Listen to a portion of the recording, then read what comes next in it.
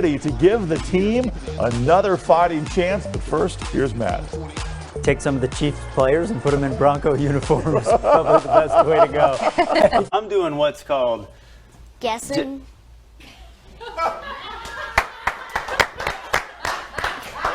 And here's what they have this year.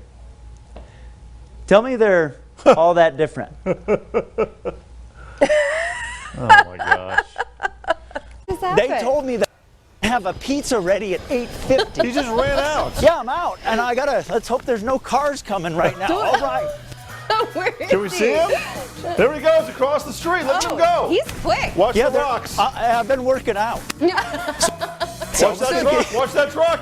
Oh my gosh. On the Broncos. Yeah, but I'm really a Raider fan.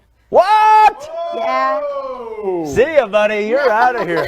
We don't have Raiders fans on for Kids Caster. Oh, there he is. Matt's not paying.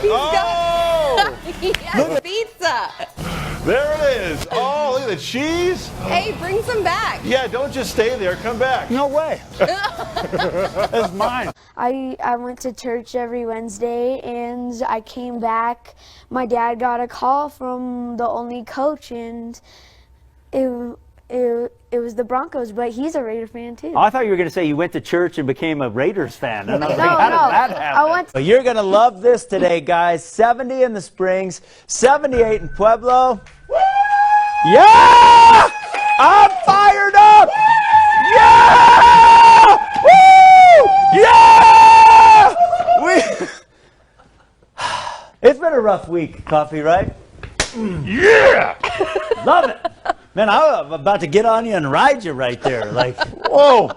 now, Stormcast, as we head into the afternoon, does fire up a couple storms over the hills, but notice there's not a lot of oranges and reds on the map from the interstate off to the west. But that's not the case out across the far eastern plains where we have more fuel out there. So one or two of these things, generally to the east of Highway 71, might get a little bit strong into the afternoon. Anything over the mountains and along the Front Range for Colorado Springs, Pueblo, Walsenburg, or Trinidad, probably well behaved today. High temperatures will be in the 80s to around 90 on the plains. Now, with the storms increasing in coverage out near the Kansas state line, as we head into the evening, they'll be producing rain-cooled air that once it hits the ground spreads out in all directions. It's a lot like if you took a cup of water and poured it on the table, it goes everywhere. Well, some of that rain-cooled air will head back toward the hills. Sometimes when it hits the mountains late in the evening, thunderstorms fire up. And look at that, Stormcast is trying to do that by about 9 o'clock. Now, I can't guarantee that that's going to happen, but it is a possibility. So just keep in mind, if we get something late, it's because that outflow is moving back against the hill. Well, here's my weather headline. As we head toward December, we will be turning colder, and I do have a little bit of snow in the forecast for some of us, not for all of us. Let's talk about where the changes are going to come from, how it's going to work out, and what you can expect here. Water vapor imagery, you can see we've got a ridge of high pressure that'll move overhead today, bringing us some pretty nice weather. But then the changes come in. A system drops down from the south through the day tomorrow, and then another one is behind it for Tuesday night into Wednesday, and may still be lingering around as we head into the early part of Thursday. So here's what you need to know. It is a little bit of an atypical pattern because the area of low pressure is just going to kind of sit over the middle part of the country because things are sort of bottled up to the east. That always puts us on edge a little bit because sometimes the computers don't do as good in handling things that don't happen very frequently, but there is some pretty decent agreement in the computer models. So 2 waves with 2 cold fronts coming in. It is going to turn us colder, as I said. Snow for some. Problem is it's a pretty dry system and it just doesn't have a lot of water to work with.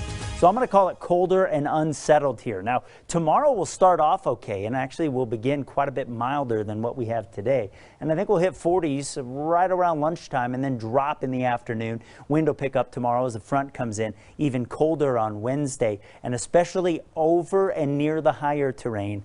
A chance of some snow, particularly late Tuesday into Wednesday. I actually caught the first storm of the day developing from my driveway yesterday, and this time lapse is over only about 5 minutes. So look how vigorous that updraft was. At the time, air in here probably rising at about 80 to 90 miles per hour. I think we get some stronger updrafts today. As we expected, storms fired in northern El Paso County lifted off to the northeast. Good news, they were out of here for the fireworks last night. But we've had moisture surge back toward the hills this this morning. And as we head into the afternoon, it'll still be hanging tough, a lot like New Kids on the Block. And so we'll watch the storms develop on the western edge of this available energy. So right about here is where the storms are likely to fire a little bit later on today. That matches up with the Storm Prediction Center's outlook for severe weather. As the storms move east, they'll be in an environment that allows them to strengthen and rotate, but we'll look for them to form between about 12 and 2 right in the Pikes Peak region, and then I think the higher terrain to the south of Pueblo. Storms should move off to the northeast today, and watch Stormcast. Between noon and 2, it fires up a couple storms here in the Pikes Peak region and down across the Raton Mesa. Watch this one though. After about 4 o'clock, see how it's sort of moving to the east or even to the southeast? If a storm makes that right turn, those will be the storms that we watch in terms of potential for tornadoes. Otherwise, if they're moving off to the northeast, the biggest threat is going to be hail with. Not done with the system yet, especially in the southeastern corner of the state where a winter weather advisory is in effect for eastern Los Animas, Baca County, Benton-Prowers County into the early part of the afternoon, and we are going to see some additional accumulation of snow in these areas as we have a little band of snow that's kind of oriented from southwest to northeast off to the southeast of La Junta this morning, and some of that snow does stretch up to the north across the Colorado-Kansas line. A little bit later on today, we'll see some snow showers redevelop up against the hills. It shouldn't be too big of a deal. Let's show you where the system is now. If you remember, we were over the weekend and Monday, we were talking about 2 waves. Well, those have kind of phased together now and have produced an area of low pressure at the surface and in the atmosphere that's been intensifying over the last 12 hours. And we are on the backside of that circulation, and with the jet stream still to our west, we've got a windy day in store today. Through the evening, we had some lingering snow showers over the mountains, but early this morning, you can see it's that band in the southeastern corner and near the Kansas state line that are causing the biggest issues this morning. Highway 67 is icy in spots, but you can see we've got a clear sky this morning. It was snowing on Monarch Pass last hour when I showed these cameras, but looking better now. A little bit slick on Highway 50 near Los Animas, near Wiley. It's looking a little bit better, but Highway 109, if you move to the south of La Junta toward Kim, is snowpacked this morning as it's been sitting underneath that band. And interestingly enough, some of these areas are a little bit warmer than what we had yesterday, but everybody else noticeably colder. And here's the deal. The actual air temperature, even though it's cold, doesn't really matter this morning because you've got to factor in the wind. That's sustained over the plains between 20 and 30 miles per hour with some gusts up between 35 and 45.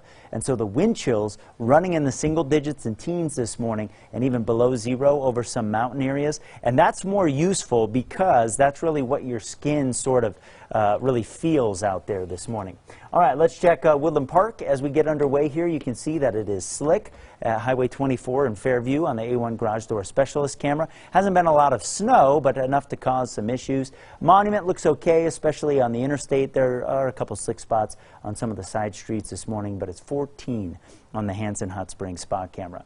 So, Stormcast showing the snow band continuing over the southeast plains this morning. But there's an area of lift that's going to kind of rotate around the back side of that area of low pressure this afternoon. And after 1 o'clock, as that hits the hills, we'll see some snow showers kind of pop up a little bit. I'll show you that here in a sec.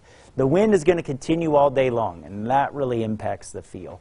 So this band in the afternoon kind of holds steady, starts to kind of push to the southwest as we head through the afternoon into the evening, and you see some of those light snow showers, especially over the northeastern slopes of the local mountain communities as we hit the afternoon. So not a great day.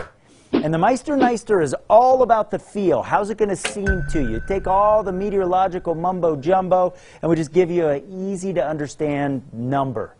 Lower the number, the worse it feels. And the number is pretty darn low today, crew.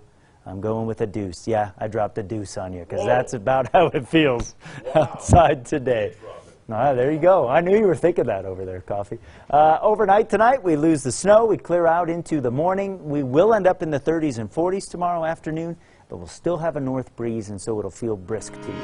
But there is improvement in the 7-day forecast. As we head into the weekend, things look better, and early next week, we tack on a few more degrees, and we'll get close to 60 in Colorado Springs. So today's crummy, tonight's cold, tomorrow's brisk, then it's better. That's the short summary of my 7-day forecast. So the first weekend in December looks good.